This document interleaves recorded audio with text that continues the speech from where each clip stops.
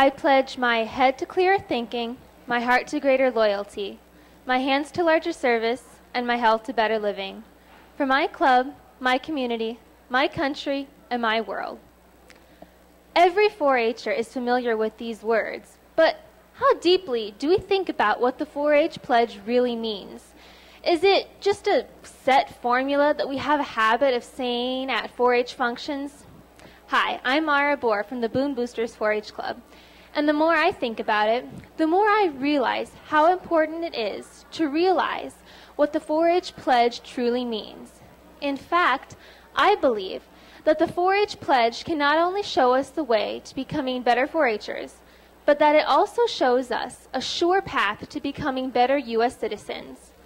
By taking a look at each individual H, we can learn a lot about both our rights and privileges, as well as our responsibilities as members of the United States. How?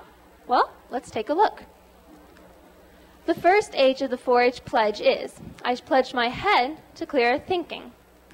In our clubs and communities, as outstanding 4-H members, we speak out on how we want our business to be conducted and activities completed.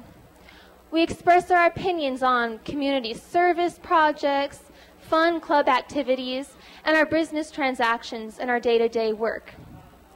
As individuals, we use our heads to set goals for ourselves and to figure out what the best way would be to accomplish these goals. On a larger level, as citizens of the United States, we also must use our heads. We have been given tremendous liberties in expressing our ideas. We are free to choose our own religion for ourselves, as guaranteed by the First Amendment to the Constitution. In our state governments, and local governments, and federal governments, we can formulate and implement the ways that we want to achieve the goals that we have for our country. Now, with great power comes great responsibility. If we want to express our ideas on some issue of the day, we have to know what it is we're talking about. It doesn't matter whether it's a fairly non-controversial topic, such as the fight against drunk driving, or a touchy topic, such as abortion or gay marriage. We must form logical reasons for our opinion. It's not enough just to say, okay, well, this politician seems like a nice guy. He seems to have a good plan. I'll vote for him. We have to do some research. After all, to use a 4-H example, I wouldn't want to buy my first rabbit without doing information on breeders and breed types, cost ranges to expect, injuries to look for, and what my responsibilities will be as a new pet owner. In the same way, I wouldn't want to advocate for big government over small government without doing some research on the basic principles of each one, historical examples of success and failure, and what my rights and responsibilities would be under each form. If I don't know what I'm talking about, I'm in danger of advocating for a position that I might actually be opposed to if I did know what it was. There are other examples I could use, but I think the point is already clear. The freedom to know something, to believe something, and to share that belief with others is only useful if we are informed and knowledgeable about our ideology. The second H of the 4-H pledge is, I pledge my heart to greater loyalty. We 4-H members show a lot of loyalty to 4-H as a whole and to our individual clubs, whether we're wearing our green shirts during National 4-H Week, riding the fair float to the county fair, or participating in inter-county club competitions. We show a very real patriotism as 4-H members. Americans, we know, show lots of patriotism for their country. Whether it's in the largest city or the smallest rural community, you'll find Old Glory flying every day. Many of us begin our school days and work days by reciting the Pledge of Allegiance. Even on the street, especially in the summer months, you'll find men, women, and children wearing patriotic shirts, hats, even flip-flops. Of course, there's more to loving one's country than waving a flag. Every day, hundreds of men and women risk their lives to keep us safe. Think of how many people in the recent war on terror have given their lives to defend America. They must have truly loved her in order to make the ultimate sacrifice. It is this type of patriotism that we must strive to emulate. Now, we may never be called into battle, but if we don't love our country, we will cease to have that tangible spirit of community, which is what makes us good and strong. The third H, I pledge my hands to larger service. 4-H members make many contributions to their communities throughout the year. Many clubs do community service projects throughout the year. For example, my club has done the Kids Against Hunger campaign for the past several years, packaging meals for children and families in third world countries. Individual 4-H members complete citizenship and leadership projects for county fairs, making them learn the power of community service and making them more likely to want to participate in such things as they grow older.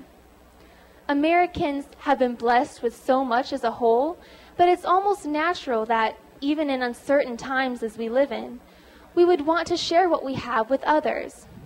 To see to what an extent Americans show a willingness to help their neighbor, I turned to an article from the Los Angeles Times concerning the 2011 Christmas season. According to the article, nearly 2/3 of Americans said they had donated to charity, more than 40% volunteered their time, and close to 3/4 said they had helped a stranger. In addition, the British, as well as the rest of the world, were about half as likely to do volunteer work as Americans. These different areas of charitable giving have caused Americans to be ranked the most generous people in the world. I certainly hope, and I'm sure you do as well, that we continue to show such a great willingness to help our neighbor. We must not become complacent, feeling that we are doing enough already. It doesn't matter whether it's the sibling needing help with that 4-H project or the family who doesn't have enough to eat for the season.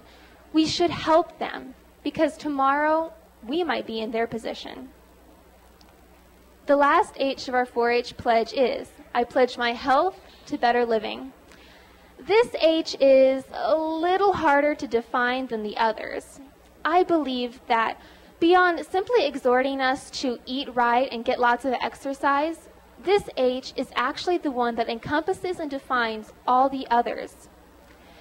We learn a lot about better living as 4-H members because we complete goals, we help others, we show leadership by participating in different offices, and then we are rewarded for our hard work by getting to go to the state fair, award trips, state council, and many other opportunities for reward.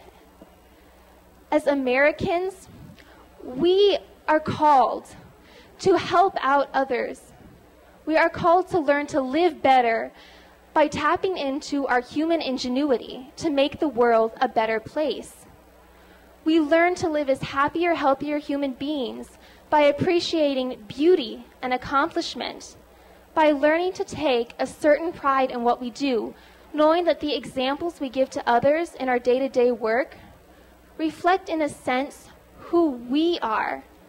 That is why I have decided that this last H of the 4-H pledge could also be called the American Dream, because it is the ultimate challenge, the ultimate privilege, but the ultimate challenge in our day-to-day lives.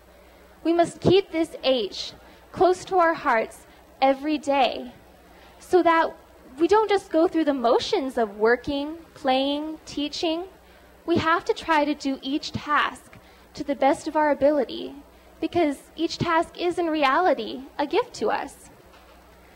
So in conclusion, by trying to live out the 4-H's now, we are better prepared to enter American society as future entrepreneurs, politicians, scientists, teachers, entertainers, and mothers and fathers. 4-H really teaches us all that we are, all that we can be, all that we have been given as members of this wonderful free society. Now, it might be annoying to have to rip out that entire seam on my pajama pants, or to remember to feed my rabbit every day. And adults don't always like to go to work, to have to support their family and make the decisions that will affect them for the rest of their lives.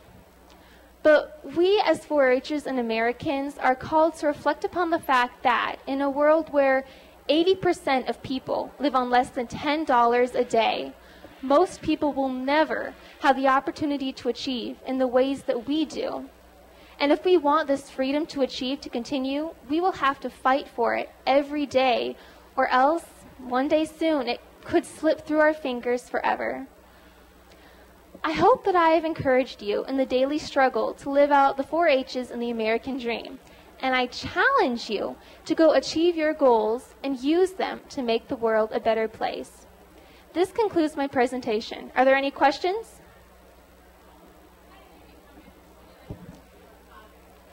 The question was, how did I become interested in this particular topic? This was something that actually I started thinking about last year after I had finished my presentation, and I just kind of thought, wouldn't it be great if I could somehow link 4-H, which is such an important part of my life, to being a good citizen? Because I'm very good at making speeches, and I thought maybe I could help inspire people to think more about how the 4-H's can help them out in trying to be a better American. Yes? The question was, what were my sources? Most of this actually just came from me.